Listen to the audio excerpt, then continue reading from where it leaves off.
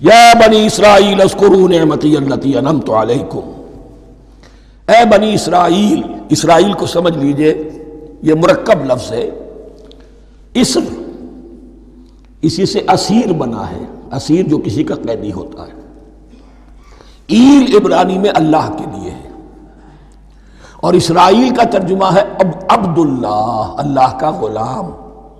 اللہ کے ساتھ بندھا ہوا اس کی اطاعت کے قلاتے کے اندر۔ تو یہ اسرائیل یہ لقب ہے حضرت یعقوب علیہ السلام کا۔ ان کے 12 بیٹے تھے، 12 بیٹوں سے جو نسل چلی وہ بنی اسرائیل ہے،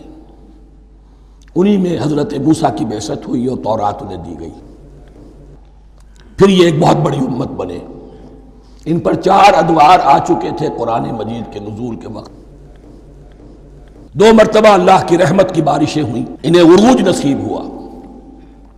2 مرتبہ ان کو دنیا پرستی، شہوت پرستی، اللہ کے احکام کو پس و پیش ڈال دینے کی سزا میں عذاب کے کوڑے ان پر برسے۔ اس کا ذکر آئے گا سورہ بنی اسرائیل کے پہلے رکوع میں۔ اس وقت جب کہ قرآن نازل ہو رہا ہے، اس وقت وہ اپنے اس زوال کے دور میں تھے۔ حال یہ تھا کہ حضور صلی اللہ علیہ وسلم کی بعثت سے پہلے ہی 2nd ٹیمپل بھی شہید کیا جا چکا تھا، گرایا جا چکا تھا۔ حضرت سلیمان نے جو بنایا تھا ہیکل سلیمانی، جس کو یہ 1st ٹیمپل کہتے ہیں، اسے نیبوکدنضر نے گرا دیا تھا حضرت مسیح سے بھی کئی 100 سال پہلے۔ لیکن اس کے بعد پھر یہ رومنز نے سن 70 عیسوی میں حضور کی ولادت سے 500 برس پہلے